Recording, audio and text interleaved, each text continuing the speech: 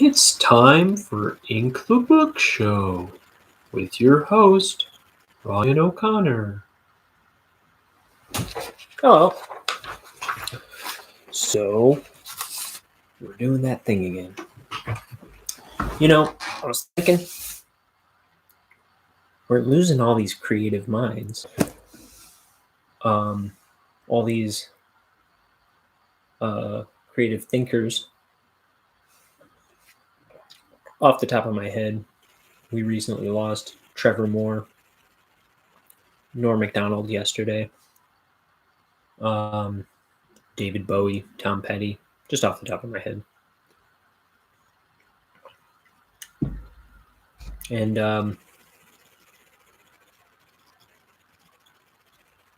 everyone's kind of fatigued on all these reboots, these TV and movie reboots. There aren't any original properties anymore. What are we going to do about this kind of, evaporation of creativity? I say it's our time to shine. Make your thing, put it out there. Now.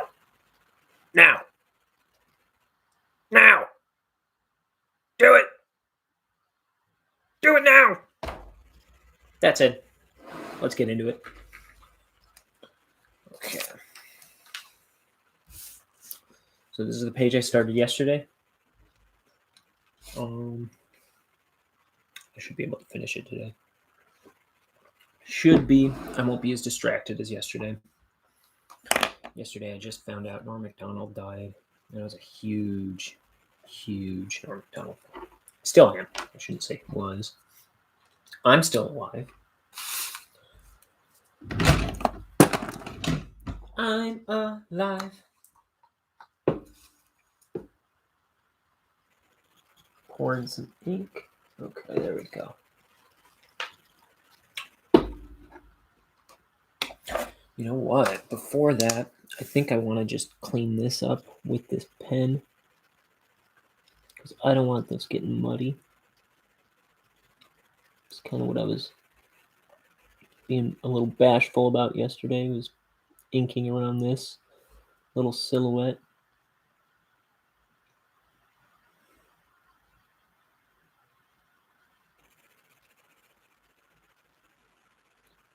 So I don't want to do it with the brush. I think I want to just make sure I'm being a little precise here. And I'll waste a lot less time if I just go in and do it with this pen. So my name's Ryan O'Connor. I am a cartoonist. I'm inking my first graphic novel, hoping to maybe help encourage other people to just get going and make their first graphic novel too. Or even just a floppy comic, or maybe even like their band's album, or maybe their rock opera, or whatever ill-advised passion project is burning a hole in your heart because you haven't gotten up the courage to just dive in and make it. Or maybe you can't muster the enthusiasm to follow through and finish it. And that's kind of what this channel is about. I'm trying to encourage people to get out of that slump of not making their thing and to just make it anyway. Find time, make time. 15 minutes a day even. Make the time. I humbly implore.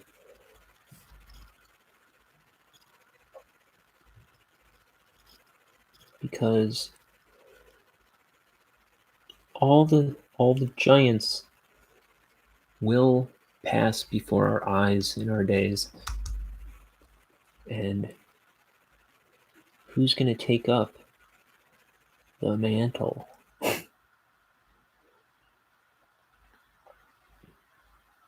Think about your let me pull out. I don't know why I was in so tight. But think about all these, like, I don't know, all these big shots that we love so dearly.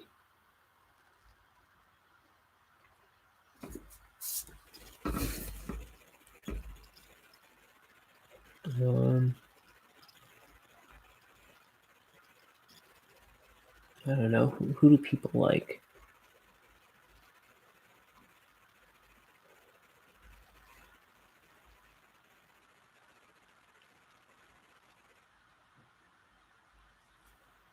I don't even want to name some of the people that I like, thinking about them dying.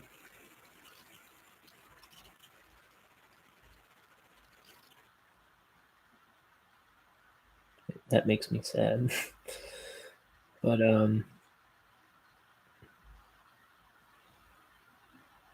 you know, like, we see it happen all the time. Like,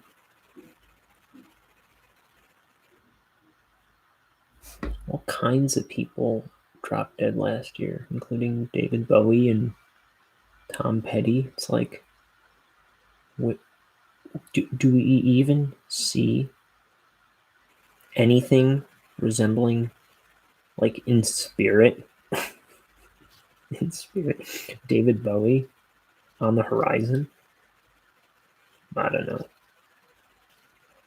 I don't even know what's on the radio these days, but you know what I mean.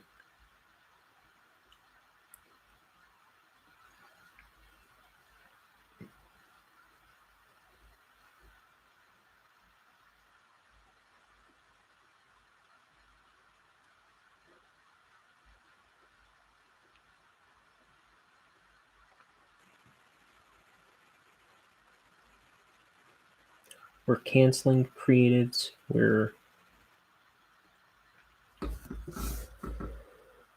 watching creatives die, drop dead.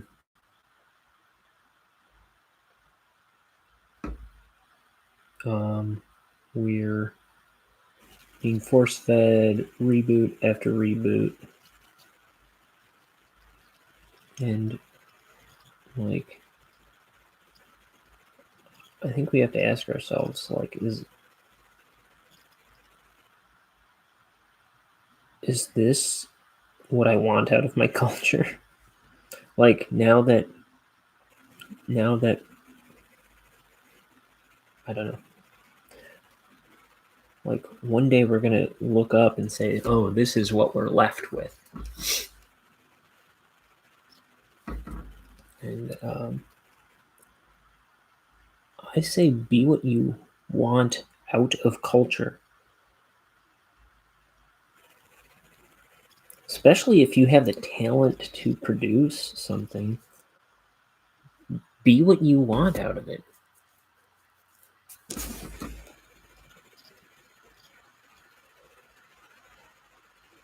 If you're an artist who says, like, well, I only draw if I'm getting paid, if you're the kind of artist who says, like, I'll draw whatever you ask me to as long as you pay me, I say that's not good enough. Draw your heart's passion. Draw what you want out of culture. And when I say draw, I mean film, quilt, paint, sculpt. I love sculptors.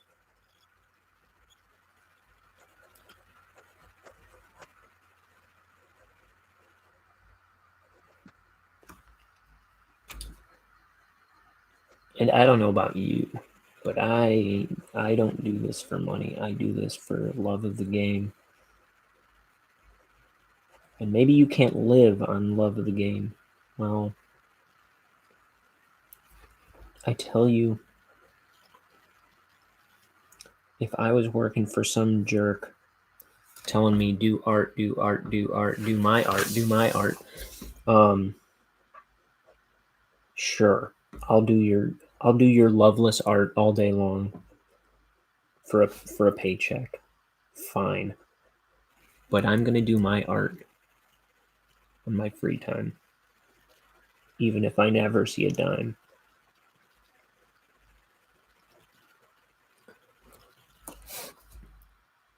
You know, didn't Herman Melville see no success as a writer in his life?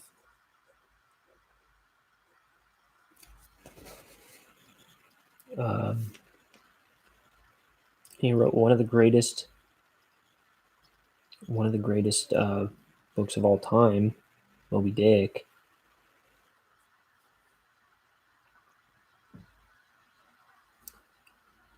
What if he only wrote for money? Would we wouldn't have gotten Moby Dick. And you know what?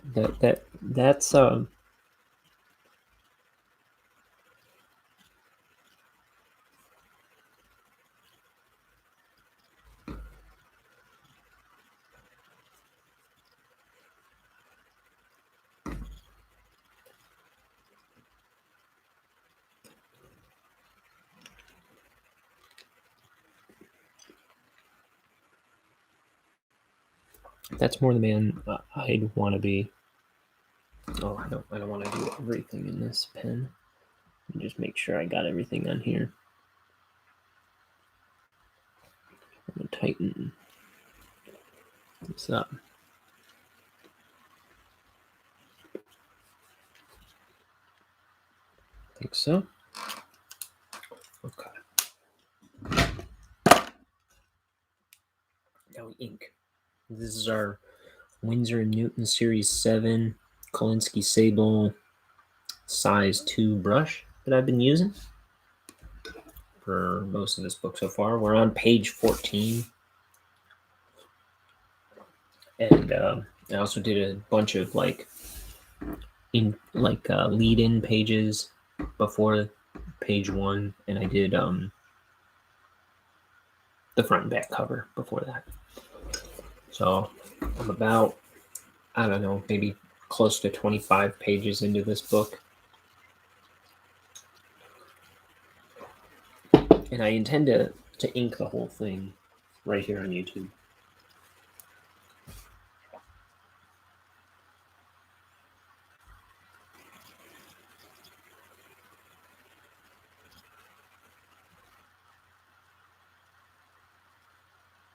There's a point. Okay, just trying to get a point out of my brush here.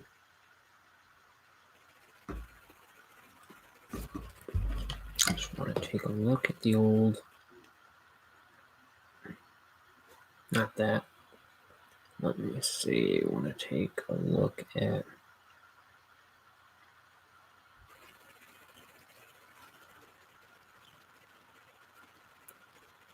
everyone's looking at the old links.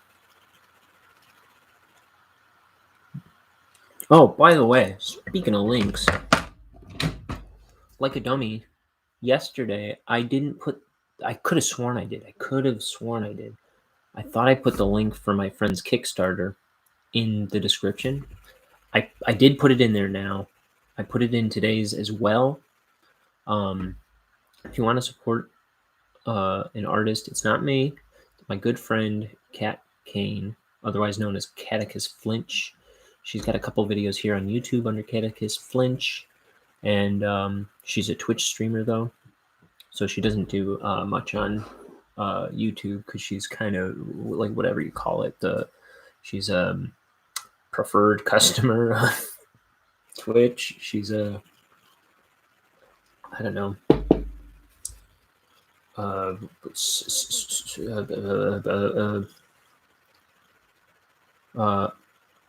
streamer emeritus. I don't know.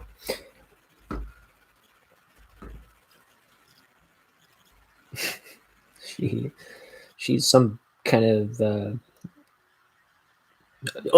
I think it's affiliate. Is that it? I've been saying all the wrong things the last 2 days. But anyway, she's my good art friend from high school, and she does gaming streams once a week and art streams twice a week over on Twitch at Catechus Flinch. She's also got I put her link for her first Kickstarter.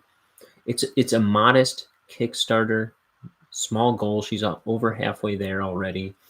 Let's get her over the top if we can. If anyone's watching this, I'd really appreciate it.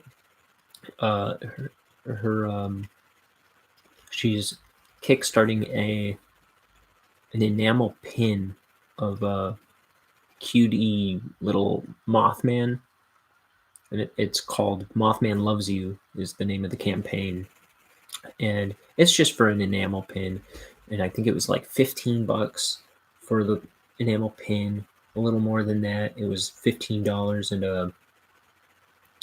a handwritten thank you note. And she's a big text girl. She really does. She likes to work handwritten text and script and stuff into her artwork.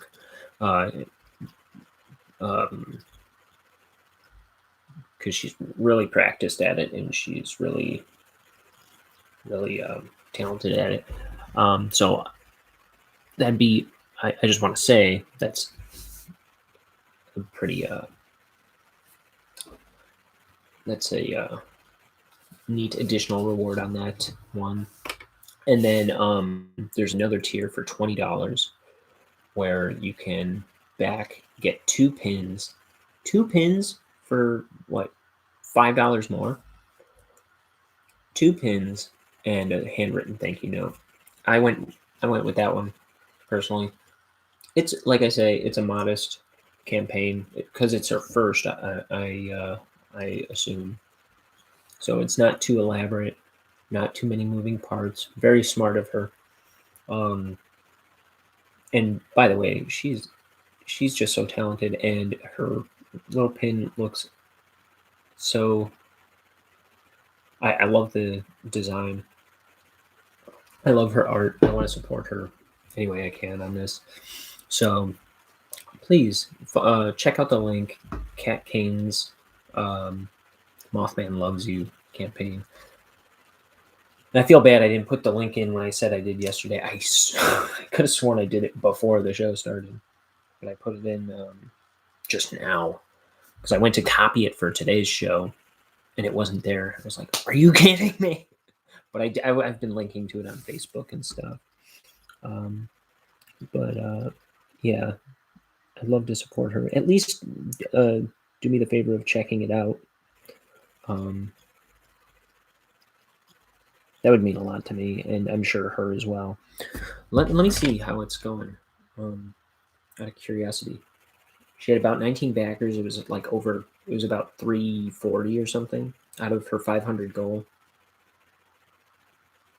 Like I say, it's just $20 for the top tier, 15 I think for the lowest. Let's see, more.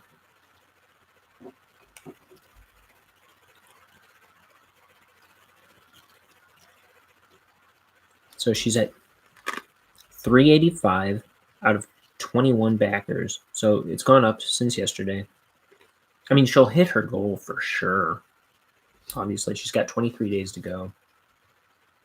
Let me see if this is going to be worth showing you on my phone. Okay, so the campaign looks like this. Look at that. Look at that cutie.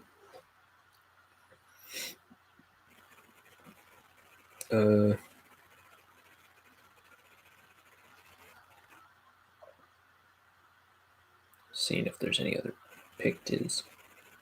Okay, so here's this little thing here. It says specification. I'm trying to read around my camera. Specifications: hard enamel, gold plating, metal butterfly clutch. Mothman promises love and support or Mothman promises to love and support you every day. It's 1.25 inch top to bottom, 1.25 inch side to side.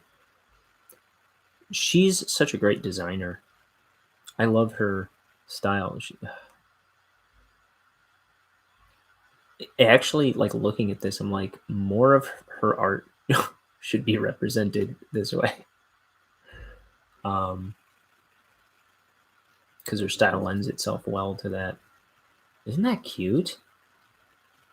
Also, the eyes and the shape of the head, it reminds me of Baxter Stockman from Teenage Mutant Ninja Turtles. And if you've been watching the show at all, you know how I feel about Ninja Turtles. I'm a nut. Okay. Yeah, so timeline projection. Oh, I didn't read this stuff, but I know it's expected to be fulfilled by December, which is not far away. We're in middle of September. September 20th Kickstarter launch. Huh? September 10th Kickstarter launch, I think. I don't know. Mid-October, production starts. Early to mid-November, pins arrive. Packing begins. And then end of November, all pins mailed out. Timeline is subject to change due to shipping delays. Expect contact if any delays are expected. So, okay, so it's $12 for the lowest tier where you get an enamel pin. $12, an enamel pin. That's pretty sweet. It's a metal pin. Come on, that's a great price. $15, and like I say, you get her handwritten thank you note. And like I say, look at all these cards too. It's all like hand lettered. I'm telling you, and if she's mailing you something that's hand lettered, it's gonna be dreamy. Pledge $20 and you get 2 pins, one for you and one for a friend, plus the handwritten thank you card from Mothman. I think it's a really cute campaign. I think it's a really beautiful little design. I love my artist friends doing art. I really do. So I always want to support my art friends in their artistic projects.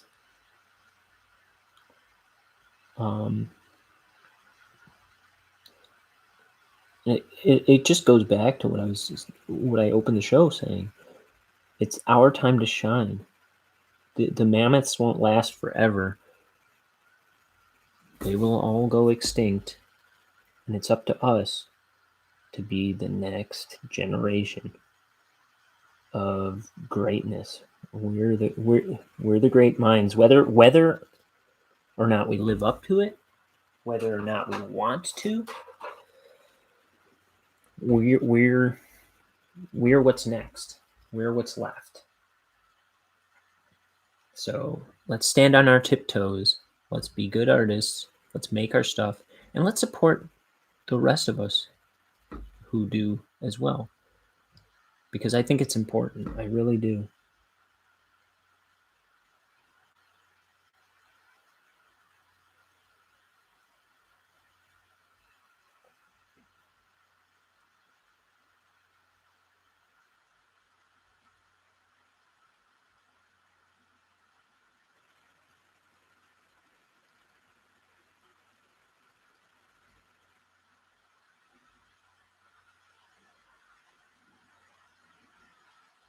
Okay, I said I wasn't going to be distracted today.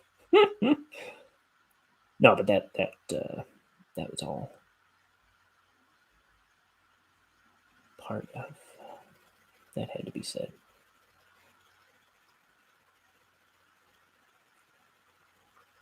Guys, we're making a book here. Isn't that awesome? And I think the plan is, I've been saying, it wasn't originally part of the plan. I wasn't going to do anything like with Bonehead until this book was done and ready to be put out. But I think my current plan is, while I'm still making this book, just to kind of keep, to get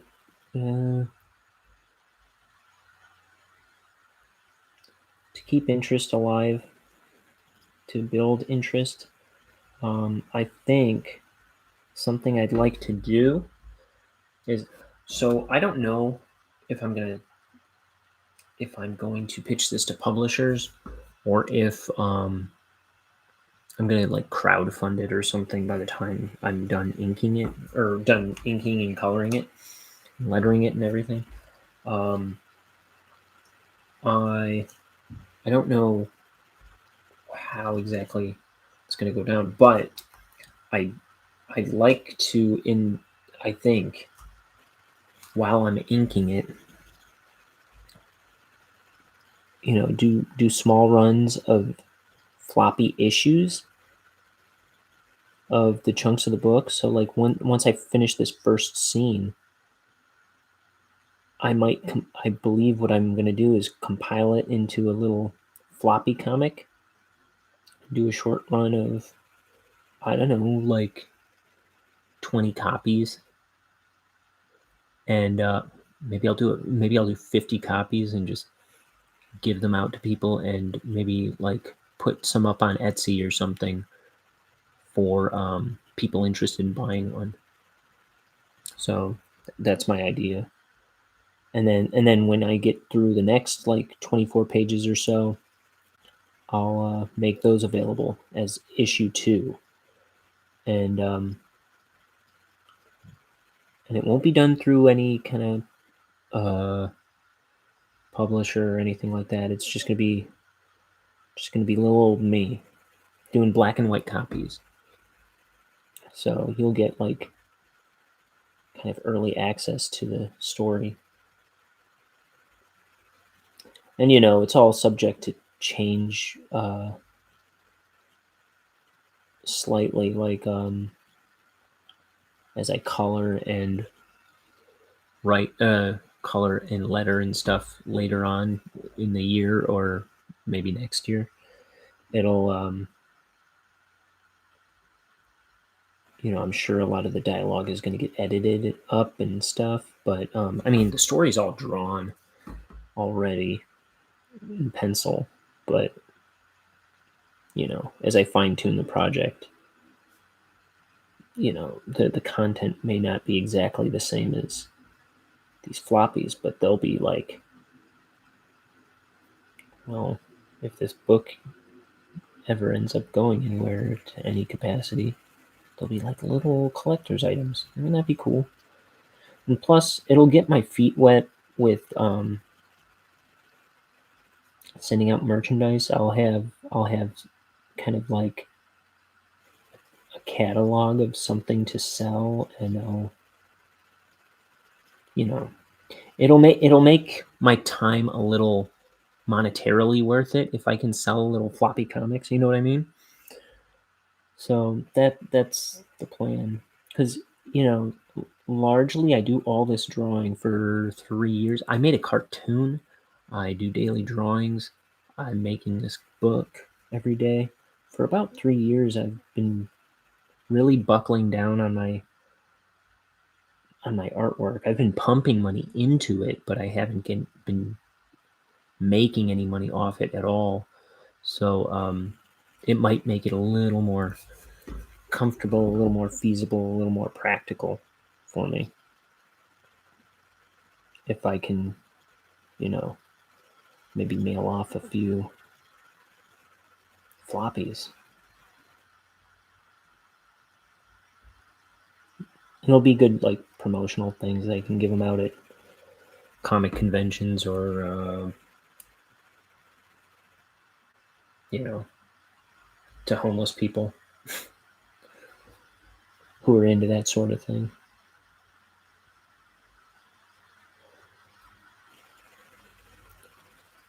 Bloody Vagrants.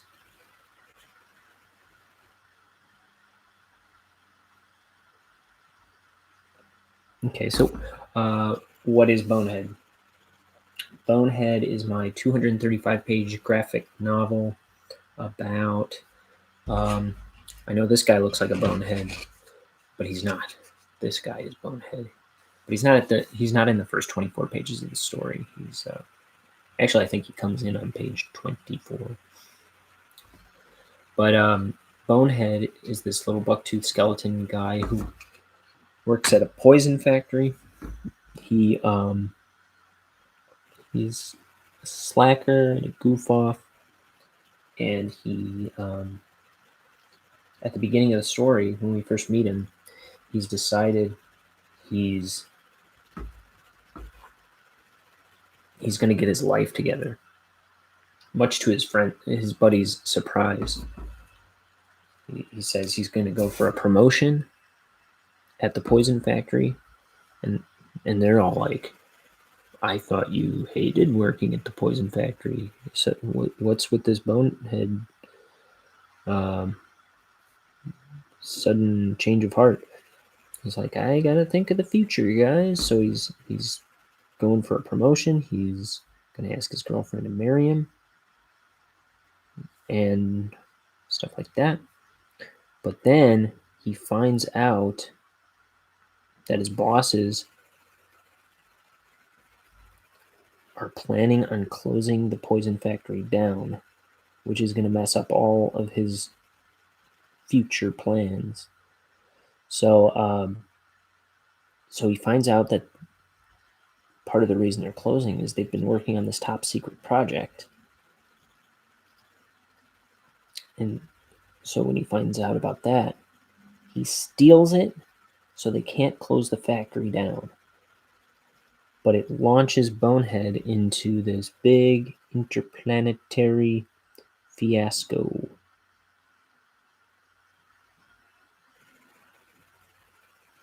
And the book is filled with big bug monsters. It's filled with space travel, teleportation, aliens. We've got slug characters. We've got devil characters. We've got ghost characters. Skeleton characters. There's a big old rhino guy that I like. It's just it's a real fun book. I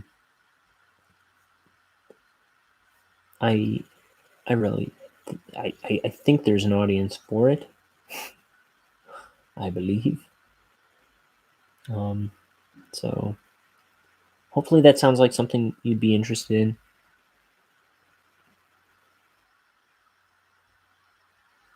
I'm trying to make stuff I would like. So what would I say it's like?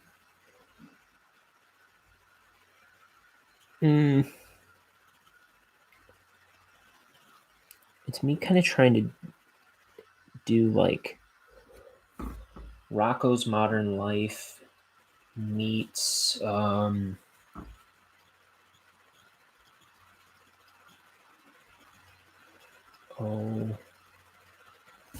trying to think of a movie it might be like. I almost want to say like Iron Giant, but not quite. I feel like it's, I don't know. That's for lack of a better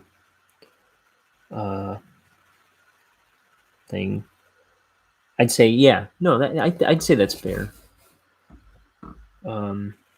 Rocco's Modern, like, imagine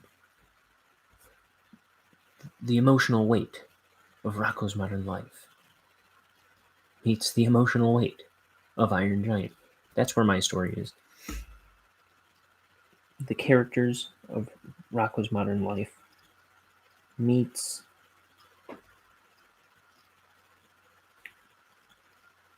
it's like I know Rocco did a movie, and it was still pretty slapstick and screwy. But it's kind of like if Rocco's Modern Life kind of like made a movie that took itself a little more seriously than a Saturday morning cartoon. You know what I mean? That's kind of what I was going for. So I don't know. Maybe that sounds interesting to you. Tea. I gotta be careful. I'm gonna spill a bunch of tea on my pages one day. Dude, yesterday I didn't even almost do it, but I was walking around here with a plate of food, and I was walking over my pages, which are on top of this. I set all these pages down in a stack on top of this printer next to my desk, right? And I was kind of like sidestepping that printer, and I just imagined me dropping all this food onto the pages, and I was just imagining how devastated I would be if I did that. So I might have to relocate all that stuff. A little, like if I had something a little higher up, I've been meaning to get like a side table over here to rest that printer on. I think that would help me not need to fear that a little bit more.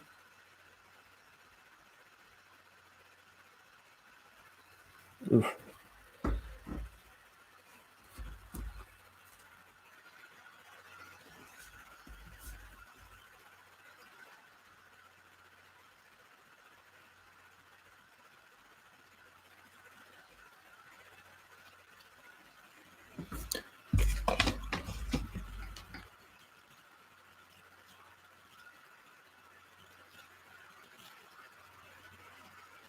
Let's see.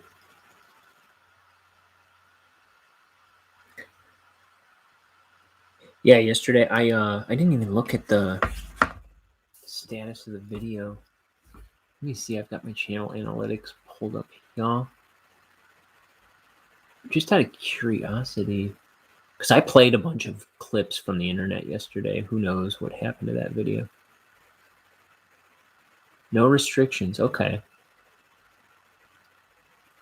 Yeah, I was just wondering if something would happen to that video. Oops. I pulled the wrong thing. Here we go. Okay. I can see myself.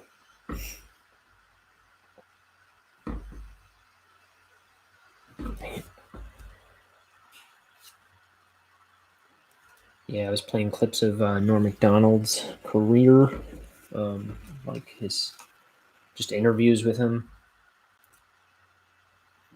and then I like read off his entire IMDb to see if that jogged anything for me. I truly am a huge Norm Macdonald fan.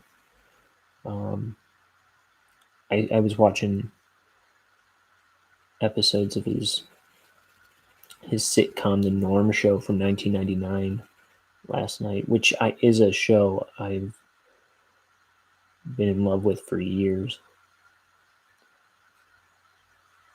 It's got Max Wright as his boss, Mr. Denby. At least after the first few episodes, Max Wright, who was the dad on Alf, and I said yesterday that that's when I fell in love with Max Wright, was as Mr. Denby on the Norm Show. But actually, how I fell in love with him was, I forget what it was exactly. It was on the Drew Carey show, one episode, arbitrarily, at the very end, Max Wright comes out dressed as like a heart, a human heart or something, or a liver or something like that.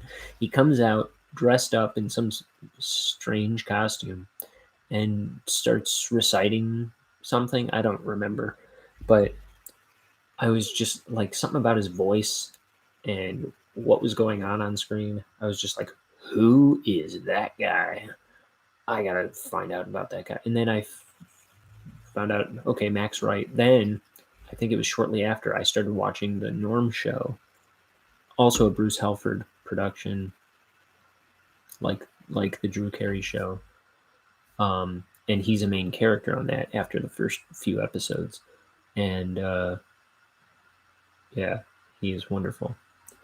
But I was like, hey, it's that guy. But yeah, and a big part of the show is Norm just teasing and pranking and harassing his boss, Mr. Denby, in Norm style fashion. And oh, brother, it is wonderful. I didn't even watch one of the episodes with him last night because he's not in the first handful of episodes. He has a different boss named Tony Curtis. But I gotta make my way through that series again.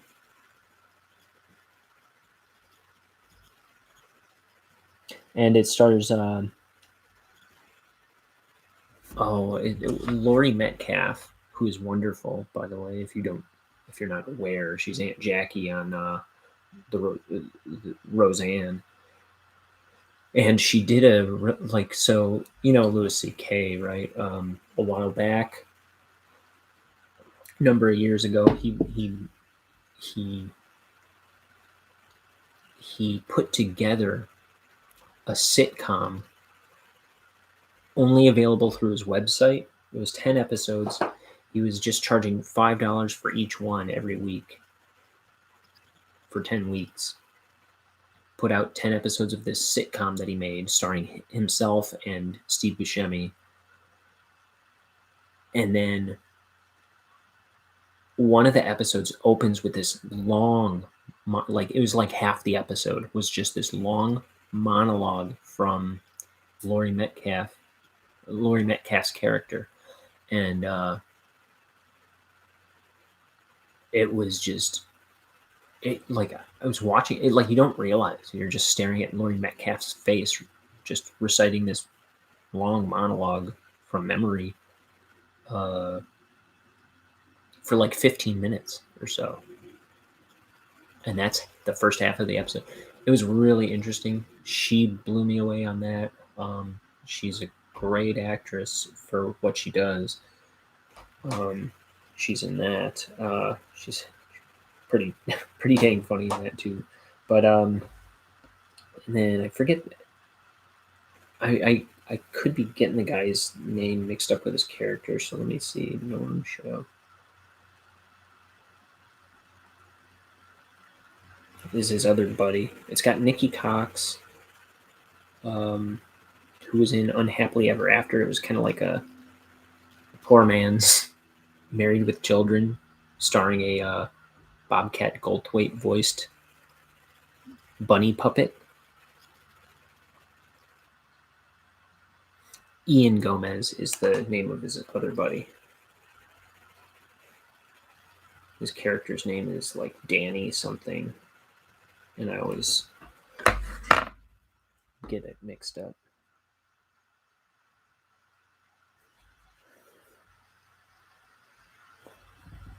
I always want to say one like the wrong one. I always want to say his name is Danny Gomez, because he was in Cougar Town and a bunch of other stuff. I used to see him all the time for a while. I think also a lot of Bruce Helford stuff.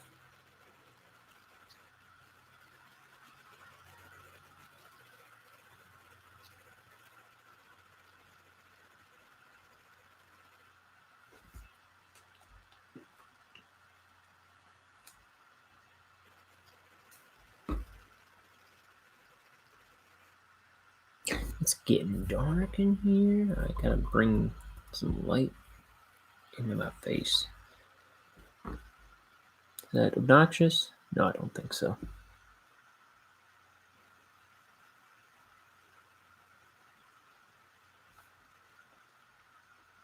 So this is a kind of a late stream for me.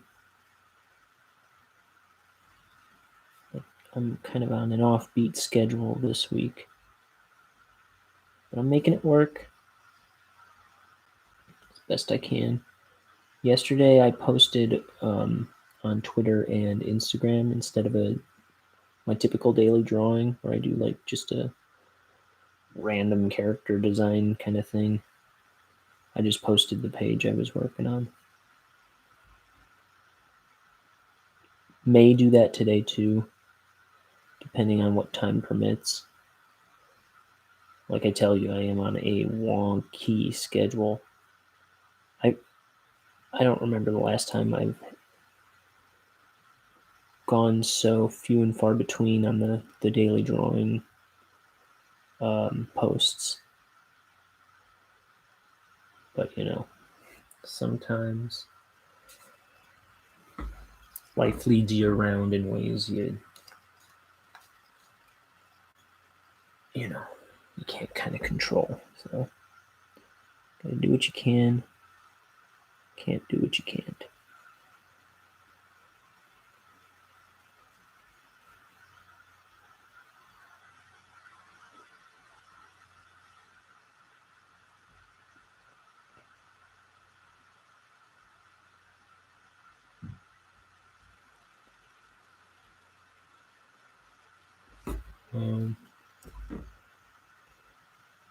I made some. So I'm on the HelloFresh diet basically, where I get meals from HelloFresh every week, and tonight I made some like rice bowl thing with these meatballs. It was like Korean barbecue meatballs or something like that. Bulgogi? I don't know. And then like with rice and green beans. It was good. I have another serving waiting for me tomorrow. I'm probably going to try cook something else as well tomorrow. Because dude, like my schedule, it's been so tight lately. What with, seeing family and just it's been an outrageous schedule. That's all. But I've got all these HelloFresh meals just piling up in my fridge. I'm like, I gotta get through these. They have it so you can pause your orders so it doesn't come to stuff like that. But I already didn't do that.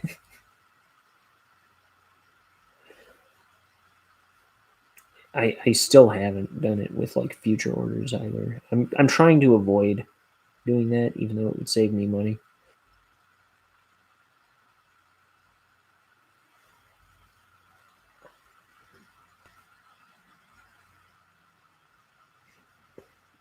Part of it, I think I just don't want to bother opening the app and looking for it.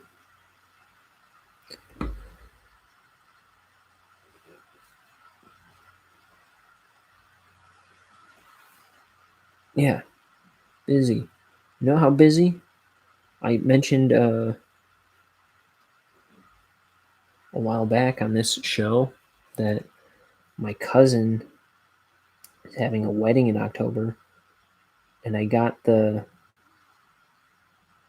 invite a while ago saying, please RSVP by such and such a date, and I had gotten when I opened the invite, it was like days after that already. So I meant to call my aunt or my cousin or somebody and tell them that. And I was talking about it on the show where I was like, oh, I gotta do that. I was like, it's probably not a big deal, even though I know that no bride wants to hear it's probably not a big deal about their wedding. It's like, no, it's a big deal. That's why I sent it out. But no, my one aunt called me.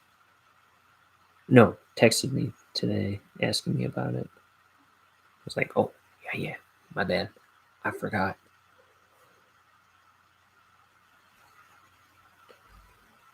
I'm just out to ruin somebody's wedding, baby.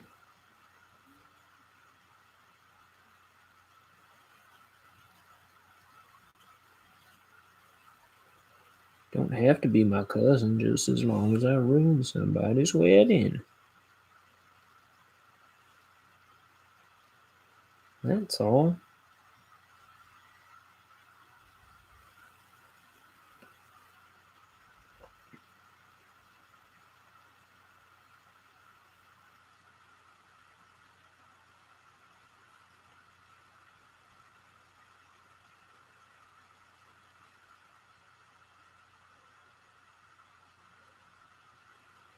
I got this song by Joe Jackson stuck in my head.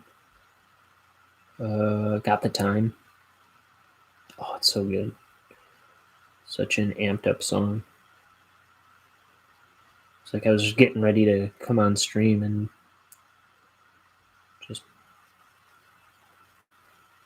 time, got the time, taking in my head. It's a good one to get amped up to.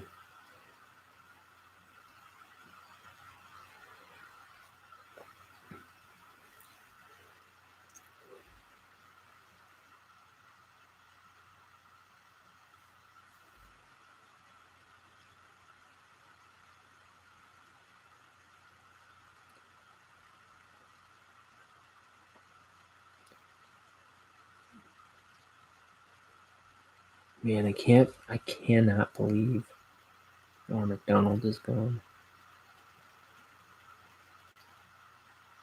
I can't even think about it too much because I will get too sad. Like when I started talking about it yesterday, I didn't see it coming, but when I first brought it up yesterday, I couldn't even talk at first.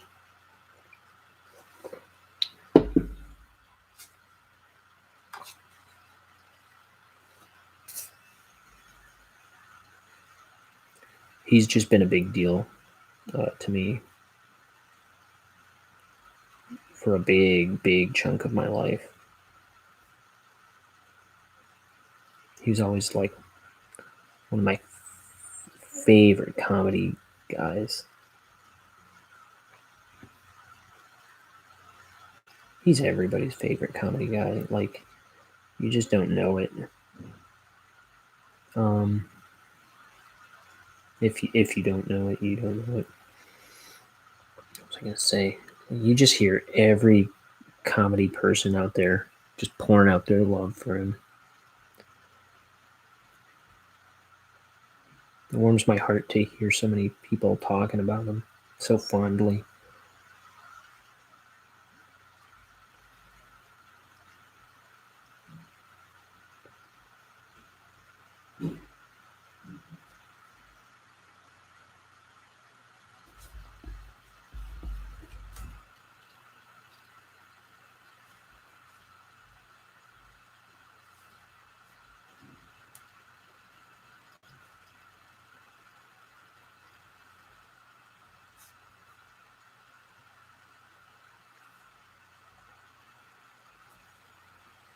So, I'm not sure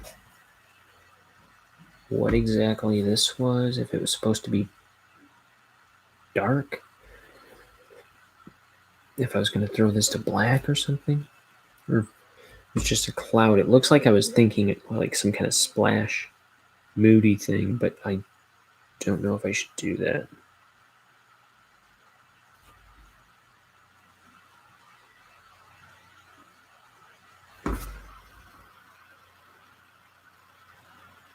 I might just leave it just like that. I don't want to overcomplicate it.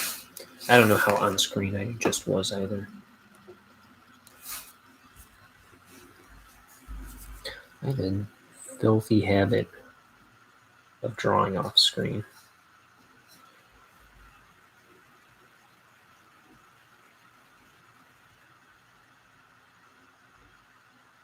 That's why I need people in the chat. So if you ever watch one of these videos, I encourage you. If you see that I'm live sometime, please come on and jump in the chat, and you can tell me what I'm doing wrong as I go, and kind of keep me company and pipe in. I'll talk to you, answer your questions. It'll kind of help me keep the show entertaining. If you want, if you, even I like just seeing that there's people in there, even if they're not saying anything. That makes me happy too. I'll just kind of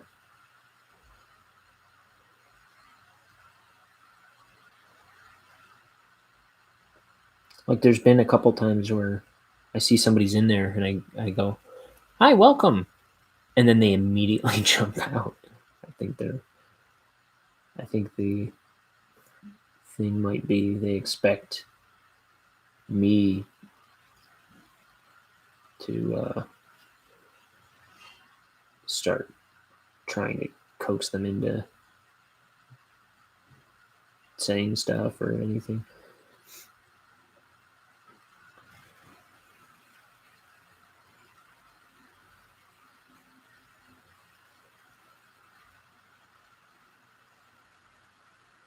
Also, I can't see who's in unless they start commenting in the chat. I don't know who's in there until you say something. So don't be embarrassed or anything like that. You can remain anonymous and watch the video. That's fine. I'm just happy to have company. Makes me feel like I'm onto something here. I got people watching me.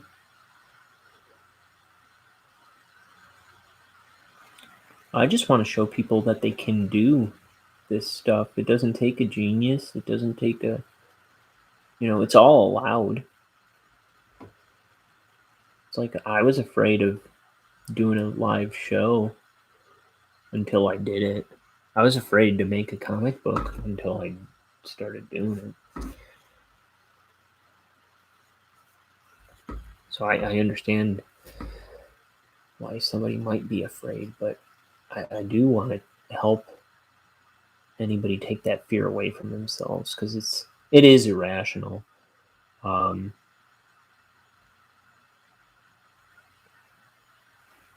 We just gotta. The thing we're really afraid of is stepping outside of our comfort zone, and something and I'm a very nervous guy, actually, and but something I've pointed out to myself time and time again over the past 10 years is like, once you step out of your comfort zone and like take a breath of fresh air, like just take a deep breath while you're there, you realize it's usually not so bad. It's like you could have done this a long time ago.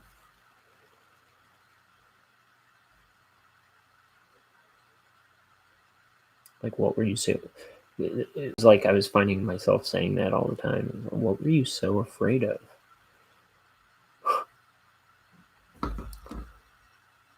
It's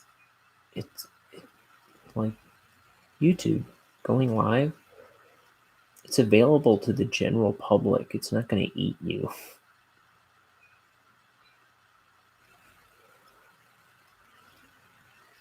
I mean,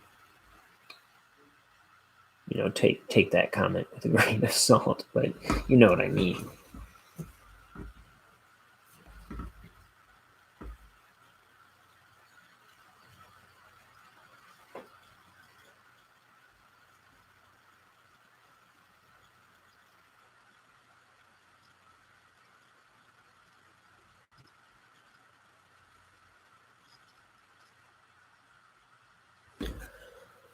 Okay, we've been on an hour. Again, I think I'm only going to be able to go on another hour regardless of where I end up, but I should be able to do this in an hour.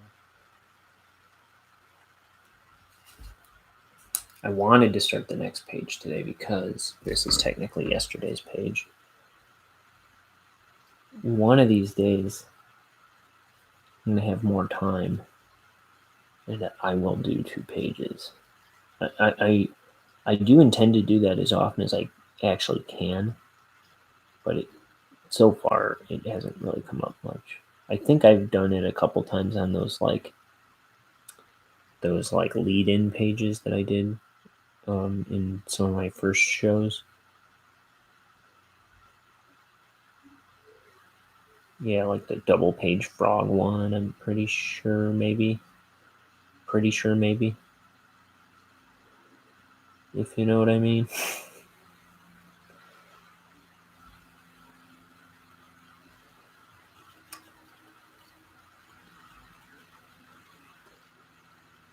I got to get some new sponsors, but we do have an ad queued up for our famous sponsor that I may play in a little bit.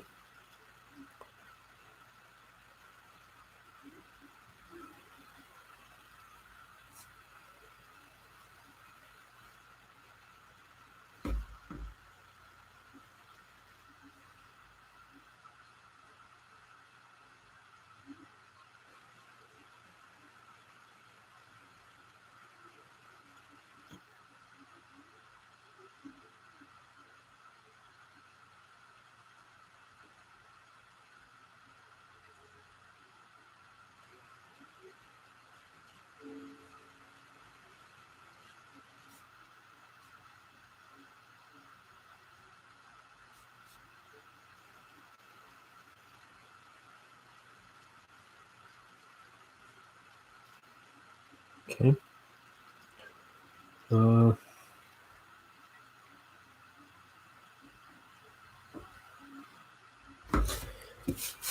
So the king on the previous page tells this. He goes, "Sound the alarm!" And so there's this wee wee wee, and he's sounding the alarm, but it's like dying out here. And here he's like, "I'm still sounding the alarm, but where's that alarm sound?"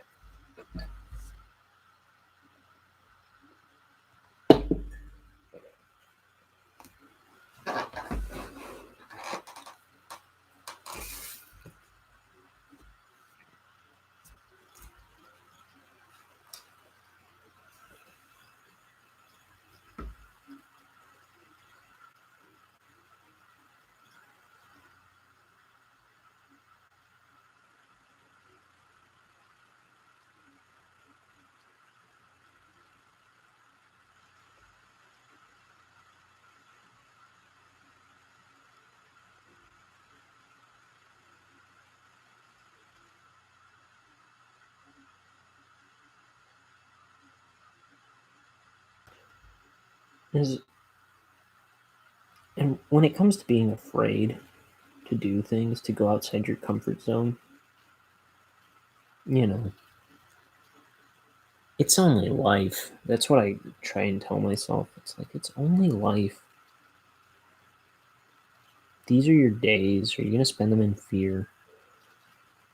Are you going to try your thing out? Are you going to try something out? Or are you going to stop yourself? These are the days you get. You don't know when they end, but you know you have this one. So, I mean, don't postpone joy.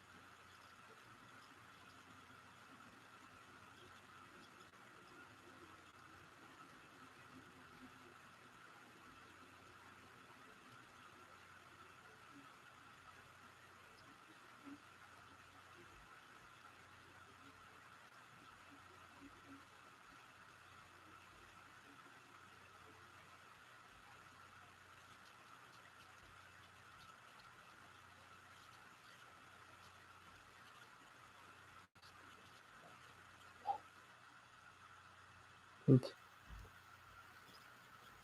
Okay. I think this is all going to black back here. Careful not to get all careless. I have to be careful not to get all careless. I mean, technically true.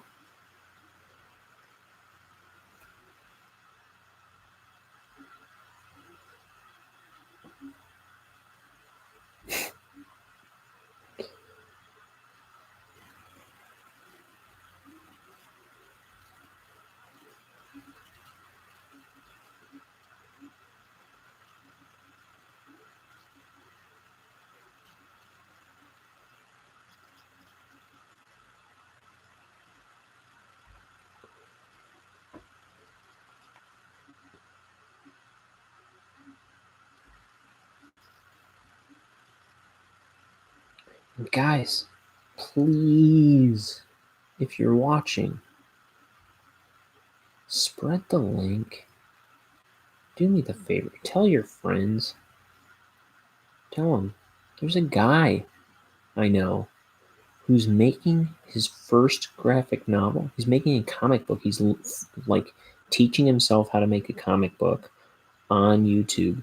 So if you know any art people who like supporting the arts, or people who are trying to learn how to get off their butt and make art, send them my way, please.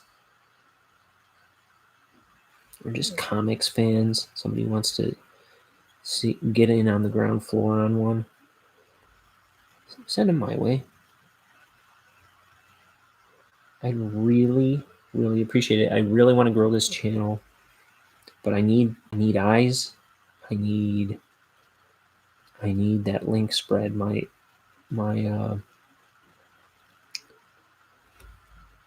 audience is only who I know. It's only the small amount of people I currently reach. So, spread it to the people you can reach with your little audience. And if everybody does that, we'll grow this channel. I'll be able to put more time into it.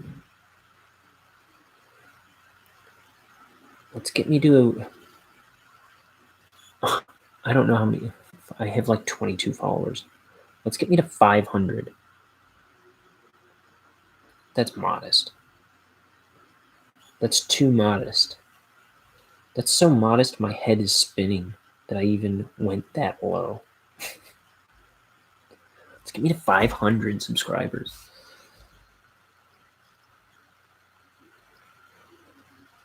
That's so modest, it's making me sick about it.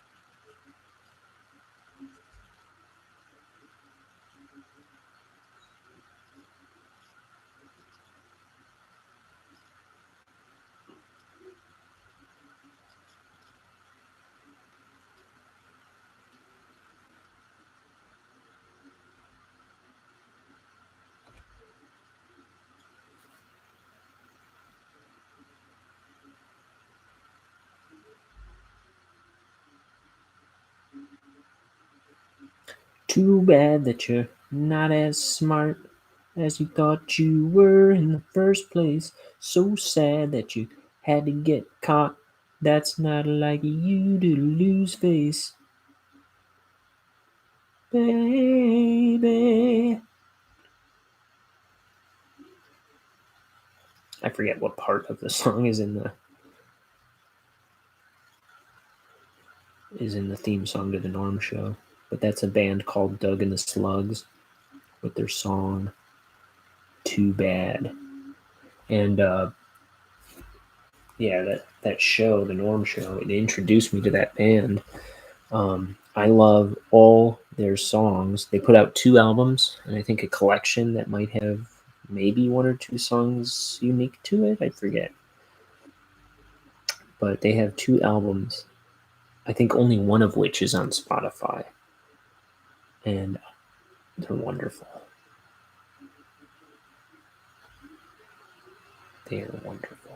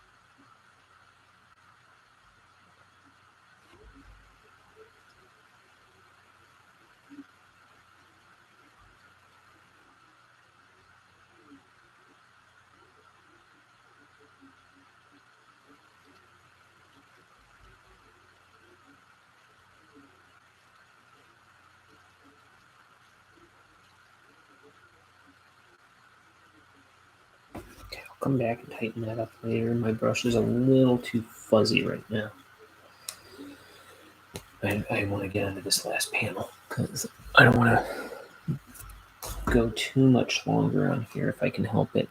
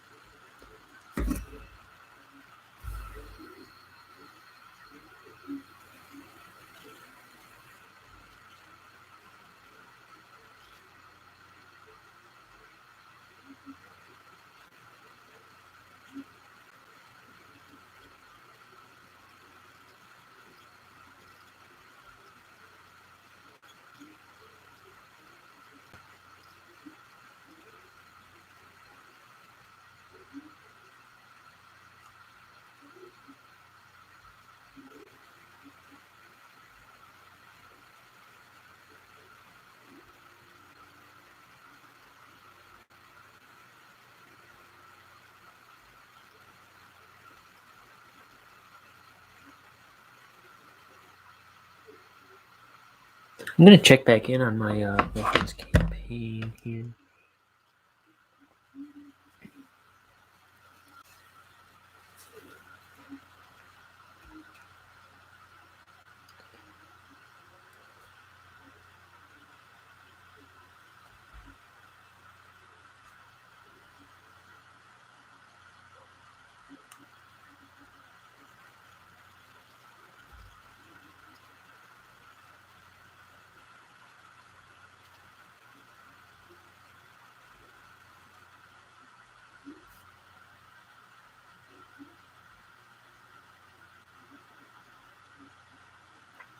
I just wonder how it's moving. Still the same. Yeah, let's get her up to 500. That'd be cool.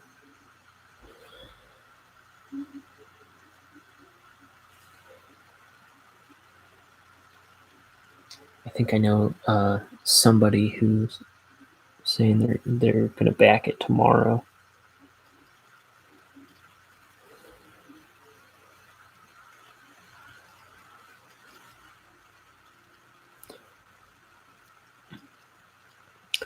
And like I say, the first tier, it's $12. That's a pretty harmless ask. But even the top tier, $20, not a painful ask. To support the arts, to support a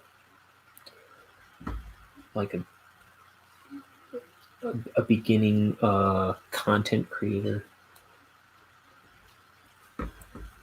I can't say no.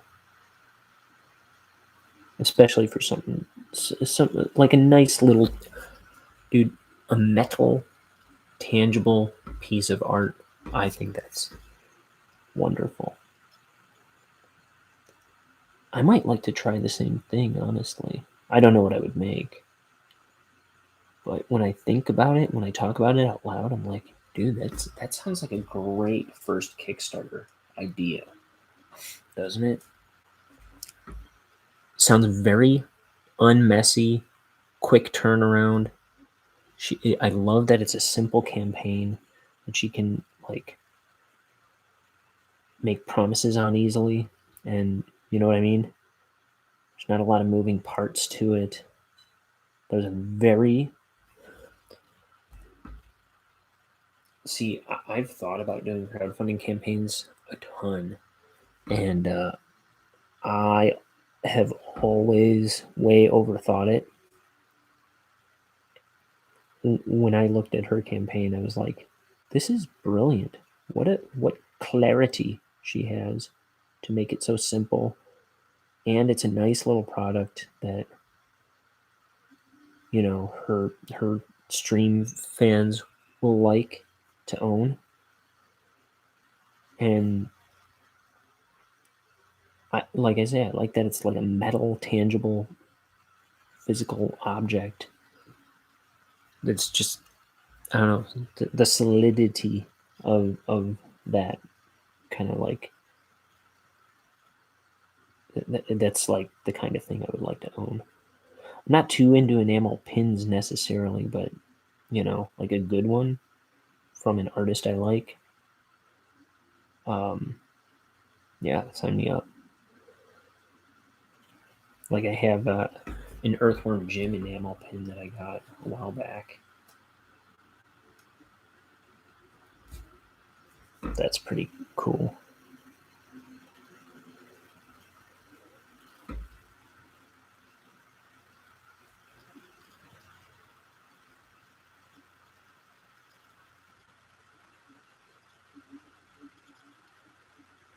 Hmm.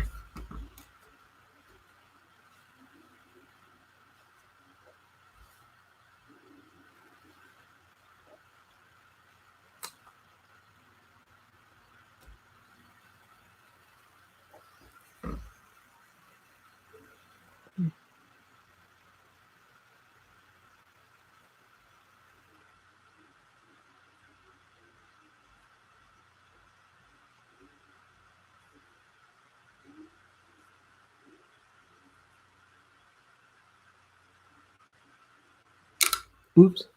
Sword fencing my camera. Sword fencing? Sword fighting? Fencing? You get the idea.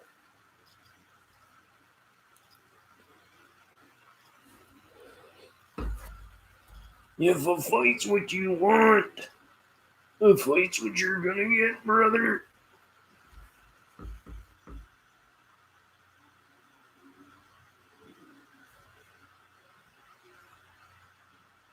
Yeah.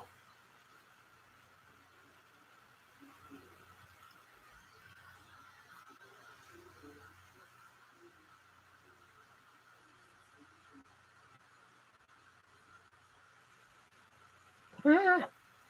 Split.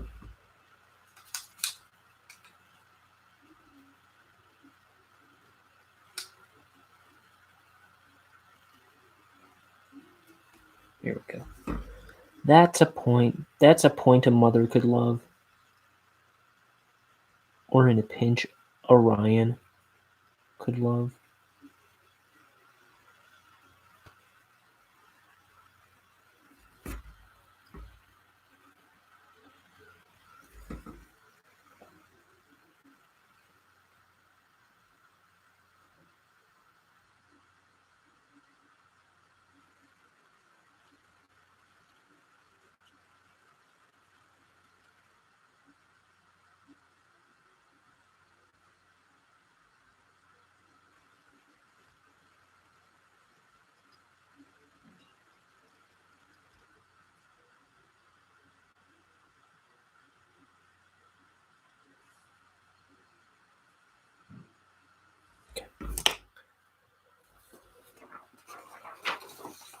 And now, a word from our sponsor.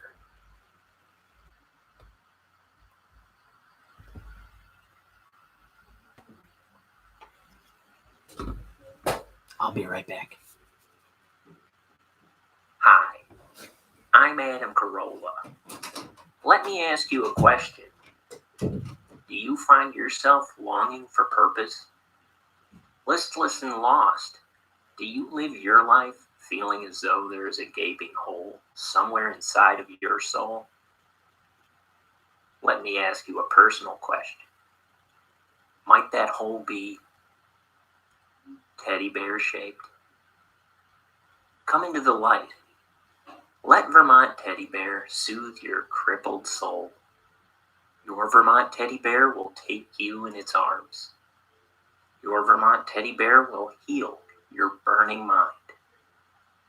Your Vermont Teddy Bear will give you new hope. Call the number on your screen. Write your congressman. Buy a Vermont Teddy Bear. Today, I'm Adam Carolla.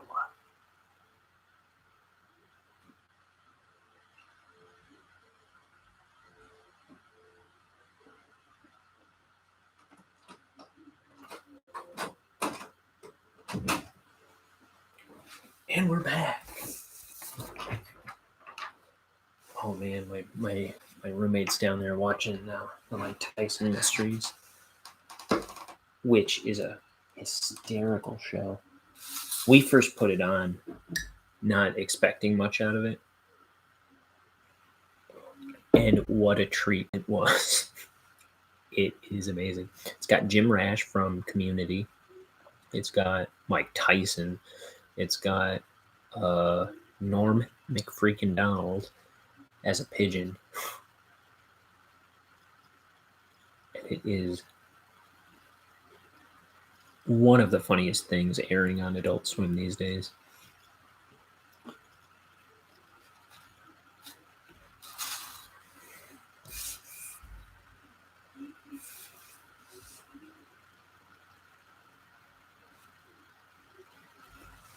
Let me see.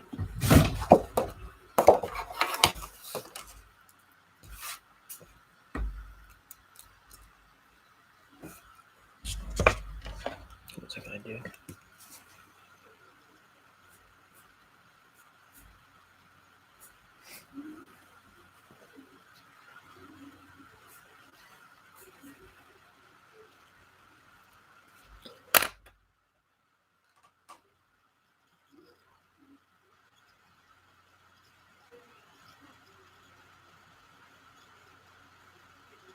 Sorry, pardon me.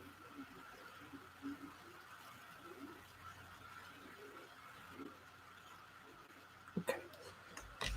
Just taking a peek at stuff behind the scenes.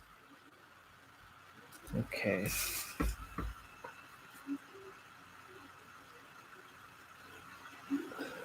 So this brush, the Winsor & Newton Series 7 Kolinsky Sable. This is what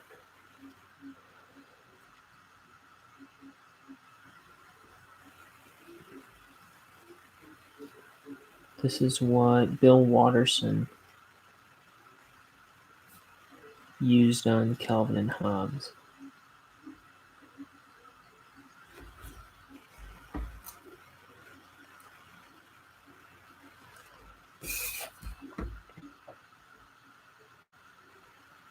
It's like, why would I want to ink a book with anything other than that? You know? So that's what you ink with.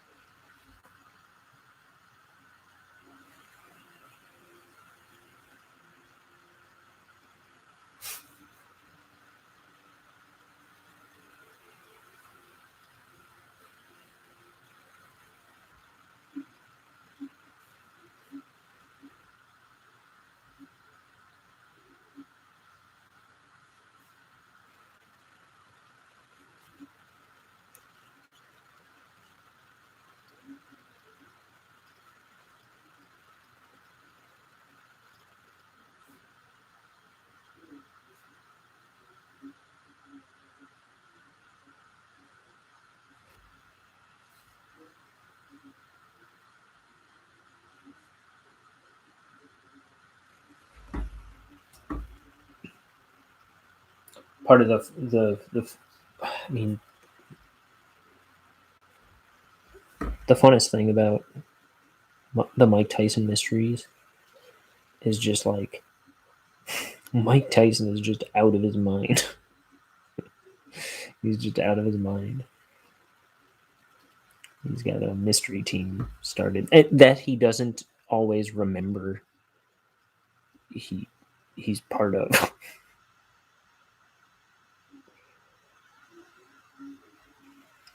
And he's not always very interested in maintaining his business. But then also, Norm Macdonald plays this man turned into a pigeon because Mike Tyson keeps pigeons, which I think is true to life. And it's about him, his adopted Asian daughter Yi, I think. I forget her name. No, I haven't watched it in a bit. But in fact, I think there's a new season that might even be what my roommate is watching. And then so Norm Macdonald plays this man in a pigeon's body, and he's just this like totally like wayward, immoral, debaucherous like guy, always drinking and smoking and doing drugs and stuff.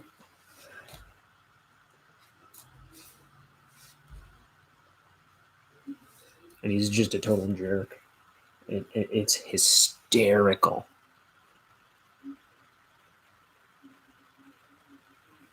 And then his effeminate ghost friend, Mike Tyson's effeminate ghost friend.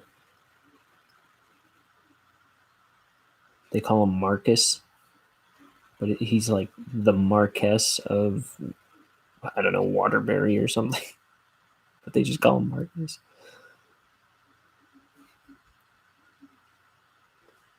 Is this dandy ghost guy who's like closeted. He's like not out and proud, but at least not at first.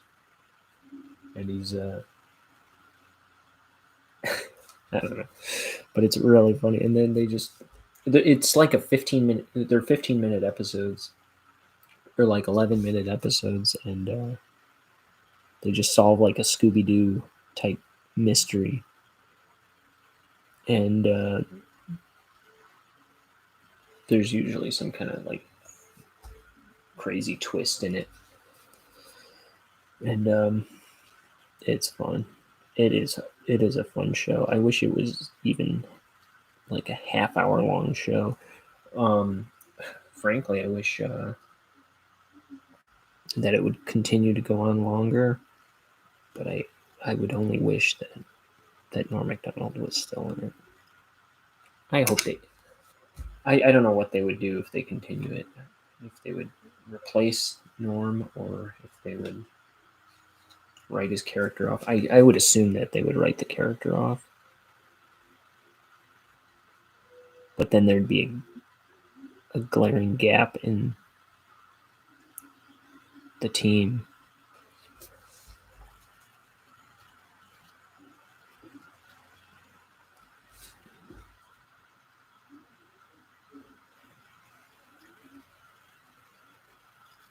But there's also his like Agent Deasy that they would maybe fold into the team a little more. But still, there's a component glaringly missing there. Like, they need a member to antagonize the rest of the members, you know?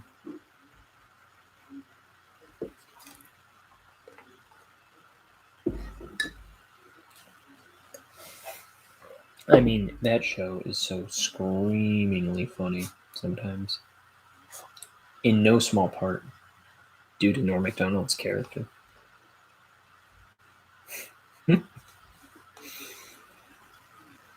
Just how little regard he has for anybody else.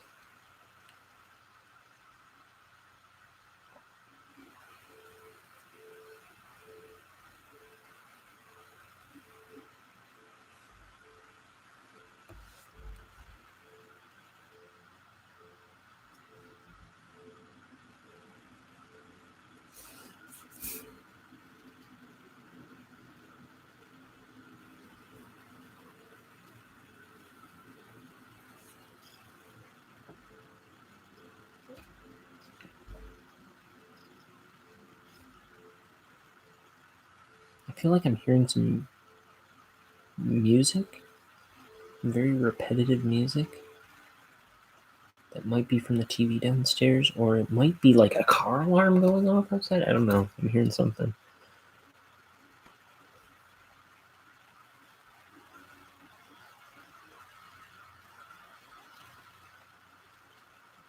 Well, I don't hear it now.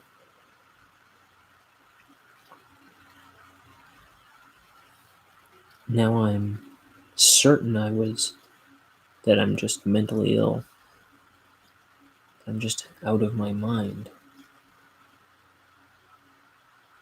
Music doesn't play, Ryan.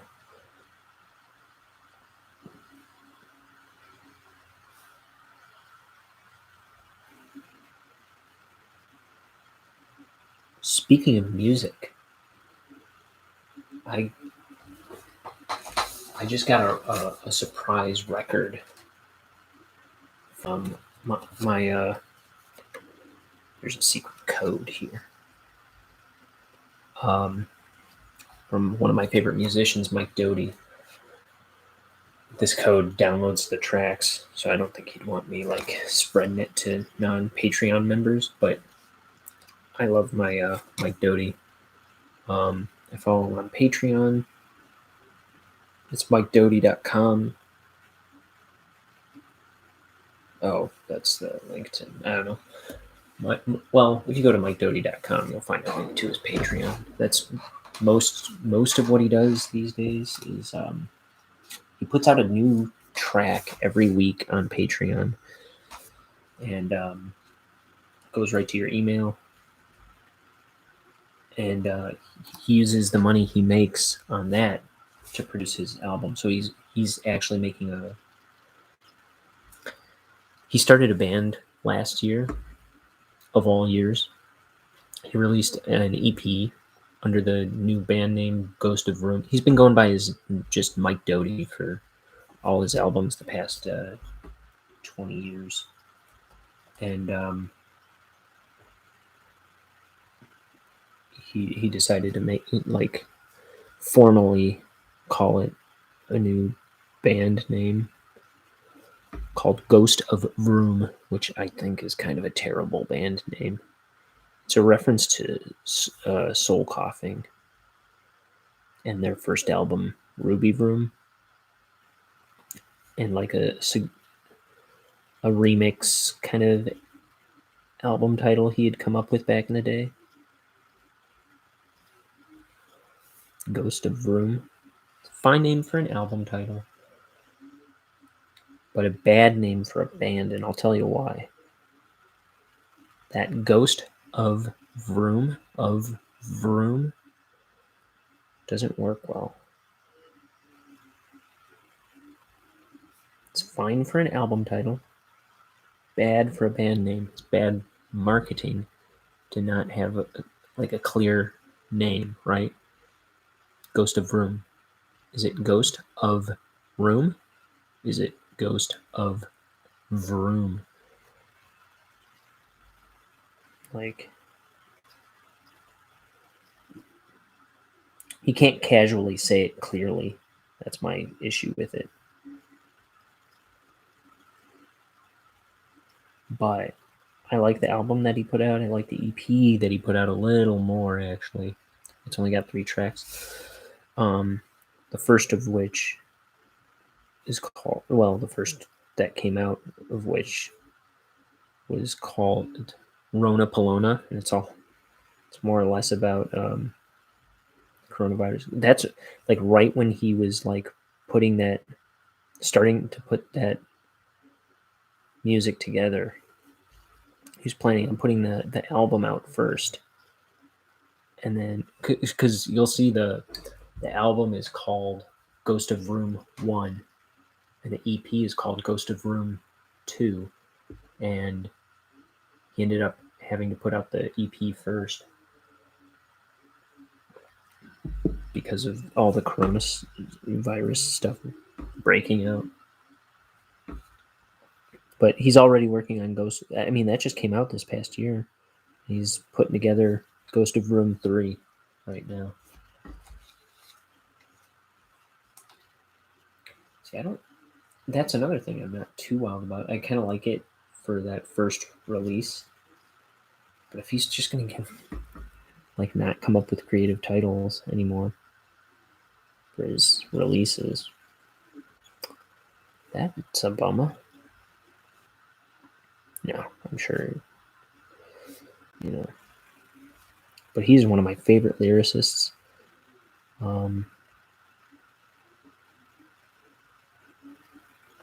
Soul Coughing was a phenomenal band.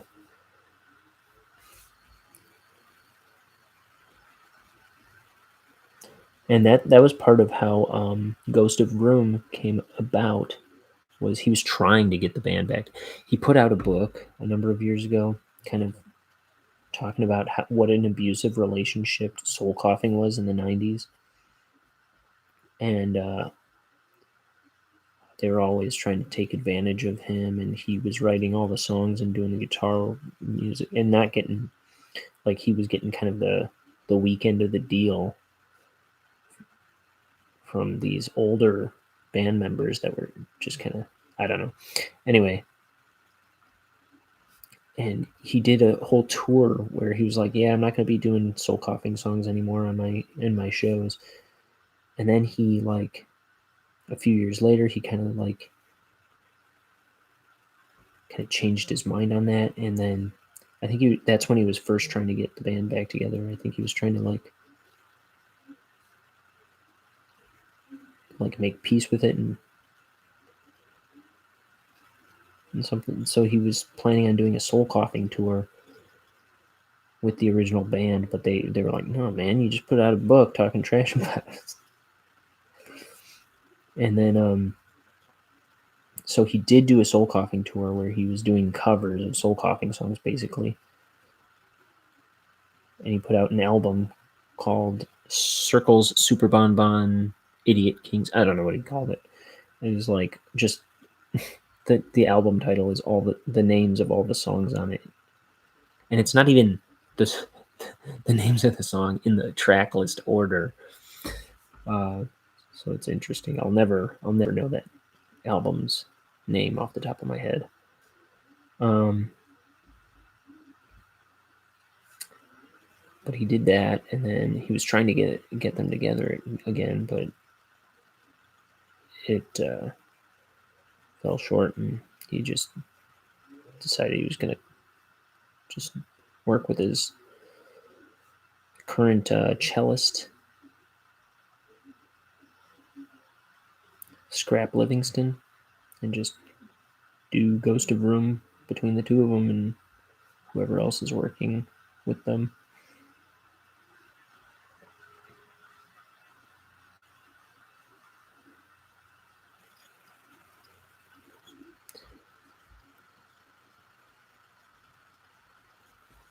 And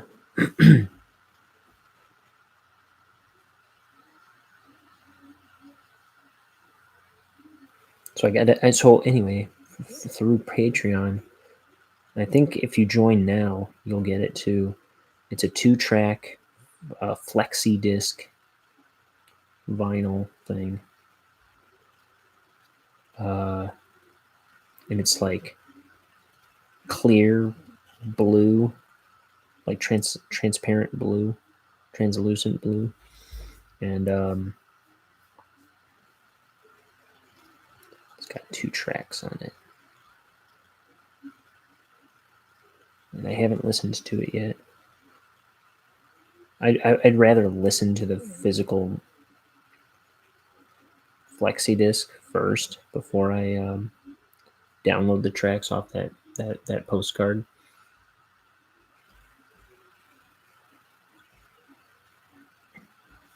Yeah, a while ago he sent me a. Oh, I've got it right here. A while ago, he sent me a cassette signed and numbered. This new record I got, like this one's 1134 out of 1500. The record I got, I was like 67 out of 1600. 1600. So I guess I got in way earlier on that one. But yeah, that tape has. I think he's starting to make that more of a regular thing where he's going to start mailing people out like exclusive releases, which is exciting. But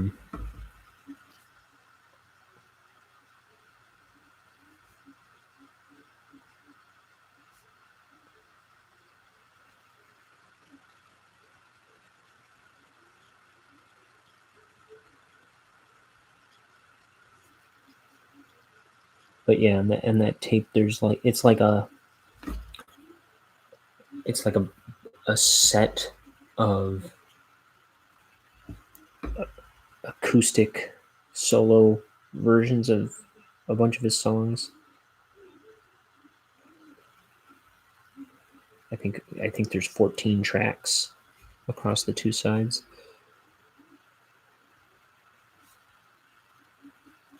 I love Doty so much. He's wonderful.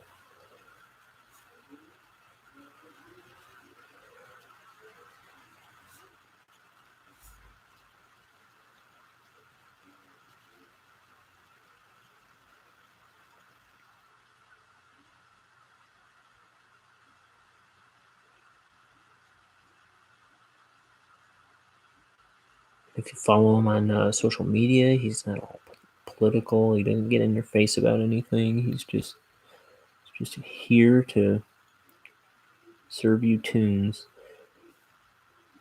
He's I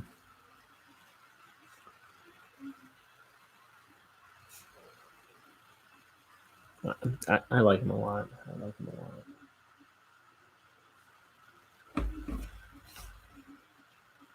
Like that Rona Paloma song, it's not making a statement at all. It's just a cool track.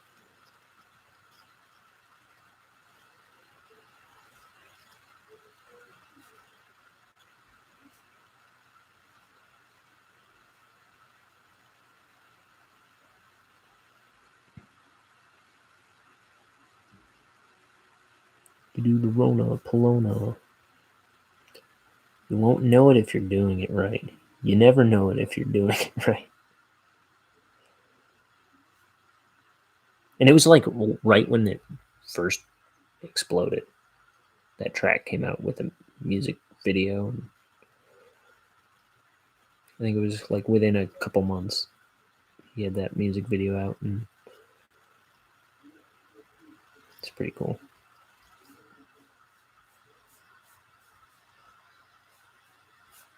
And then like a couple months later, that EP was out. A handful of months later, the album dropped, and it's like all new tracks separate from the EP.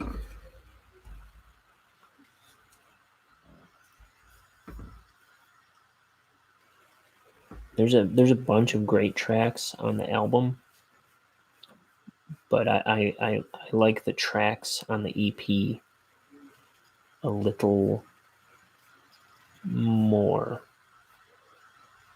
in the way they are approached overall. But I mean, they're both great releases.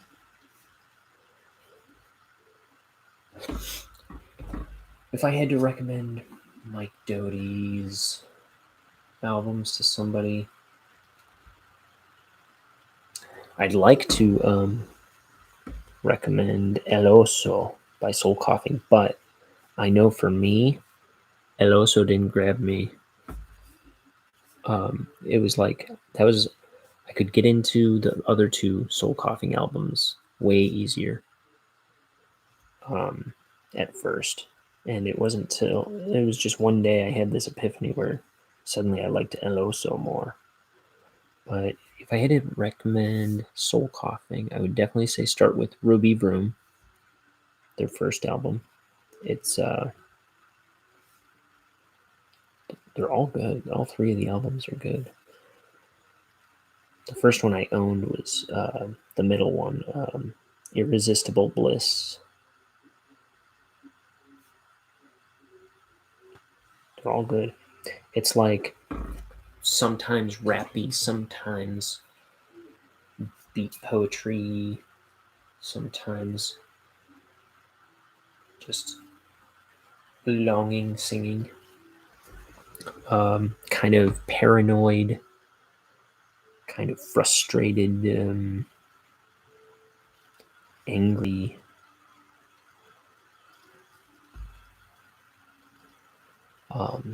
Singing over like sampley, jazzy, hip hoppy music, very sampley.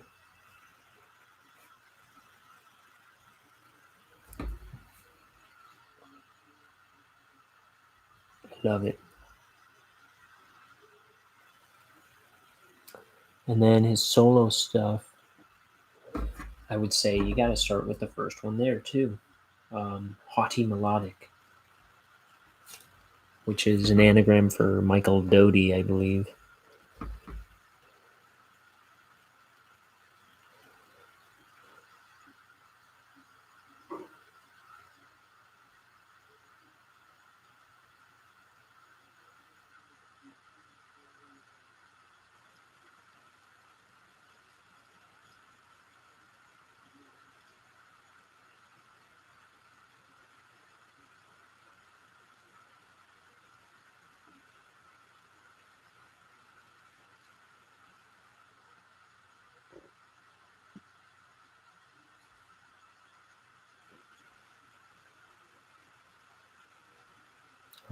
I really like the album, the Mike Doty album, Yes and Also Yes.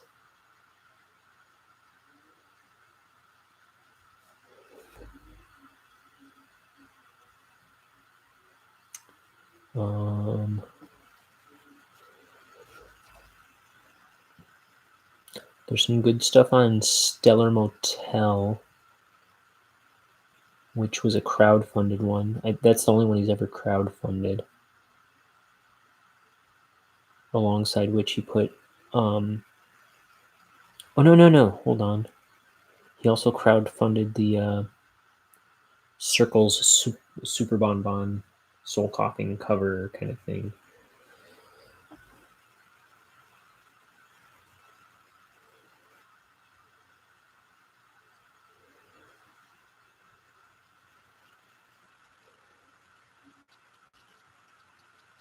Oh, and if you can come across, like before he put out Haughty Melodic, when he was kind of transitioning from Soul Coughing to his own stuff, he put out like a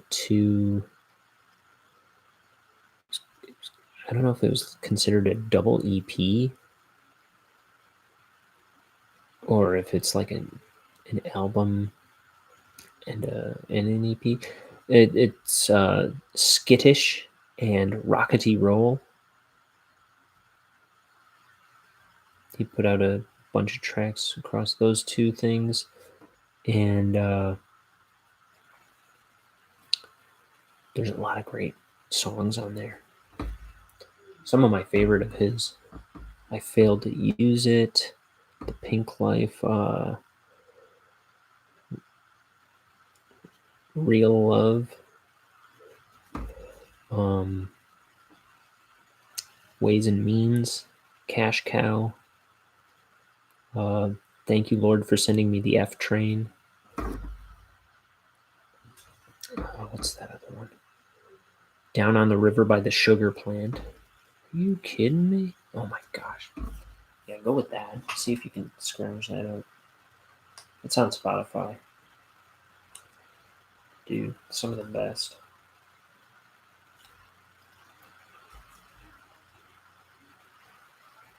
Laundry Town.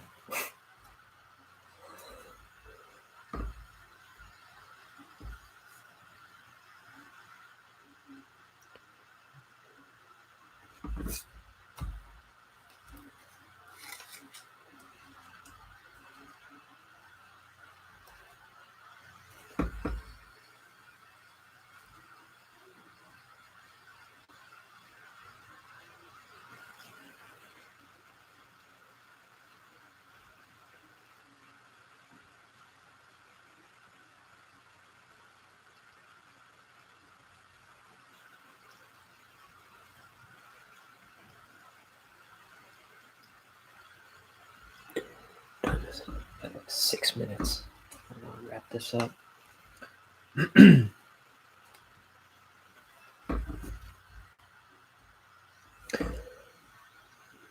On his latest, what was the latest album? Okay, so the Ghost of Rune 1. What do I like? I like, off the top of my head, I like James Jesus Angleton, which is the name of a guy who worked for the CIA back in the day. James Jesus Angleton. And it's a really like dreamy kind of song that I first heard in demo form through his Patreon. In fact, a lot of the stuff on this album was first released in demo form on his Patreon. I'll say this, I love the song Beat Up Born, Where I Came From. I love it so much, but I do not like the album version nearly as much as I like the Patreon version. It's like the same recording, but edited and touched up weirdly. Like the vocals are very quiet underneath the music. I don't like the lyrics he chopped out. I kind of get why he would have chopped out some of the lyrics, but I greatly prefer the Patreon version.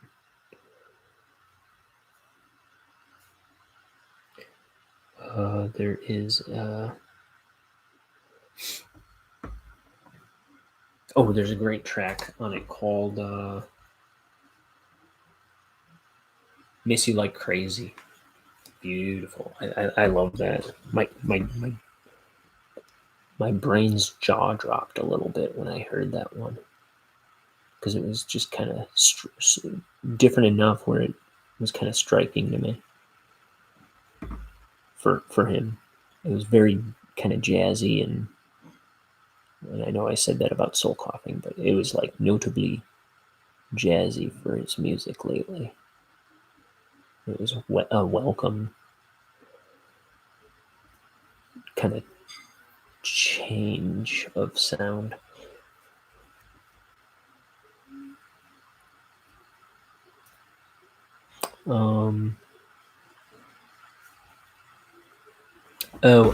The single from it is, one of the singles is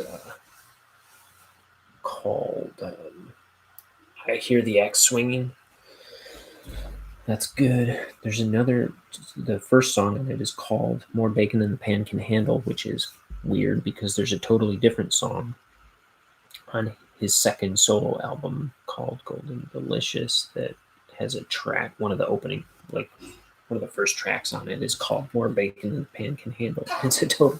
It uses a handful of the same samples of some girl just reciting stuff, but reciting certain lines of the track, but it's a totally different song built around it. So it's interesting. But that was pretty decent. Like when I first saw the track listing, I was like, "What? Why did he put that on there?"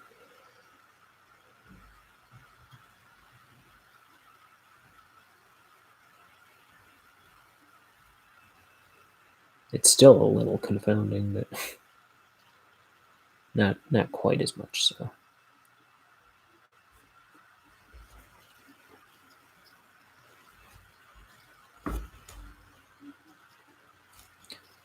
Okay.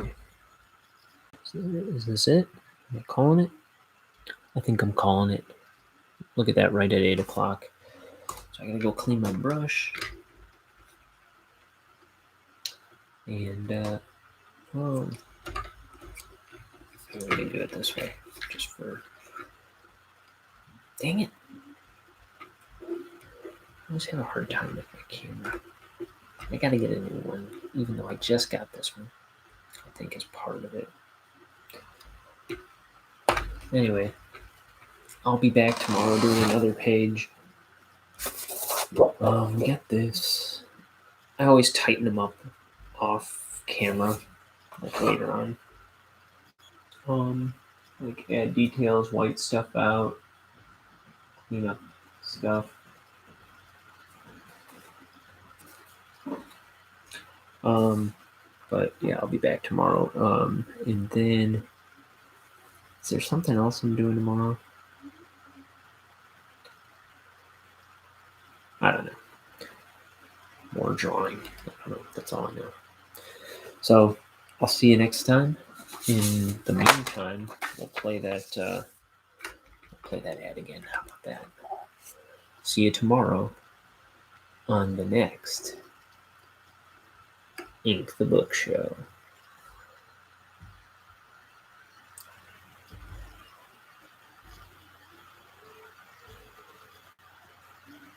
I say, Hi, the book show. I'm Adam Carolla. Let me ask you a question. Do you find yourself longing for purpose? Listless and lost, do you live your life feeling as though there is a gaping hole somewhere inside of your soul? Let me ask you a personal question. Might that hole be teddy bear shaped? Come into the light. Let Vermont Teddy Bear soothe your crippled soul. Your Vermont Teddy Bear will take you in its arms. Your Vermont Teddy Bear will heal your burning mind. Your Vermont Teddy Bear will give you new hope.